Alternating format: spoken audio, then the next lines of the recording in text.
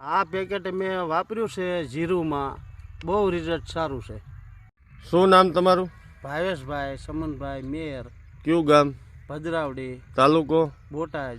આજે તારીખ છે 10/12/2025, 25 બરોબર ને? હવે તમારે કેટલા વીઘાનું જીરું છે? 3 વીઘાનો. 3 વીઘાનું, બરોબર. તો જે આ બેલીબી તમે ઉપયોગમાં લીધું છે, હા, તો આને કેટલા દિવસ થયા? 10 દિવસ થયા. 10 દિવસ થયા. તો આને કઈ રીતે પહેલા આપ્યું હતું? પાણીમાં આપ્યું હતું પેલા પાણી સાથે પીવડાવ્યું હતું 1 કિલો. 1 કિલો. આ કેટલા વીઘામાં?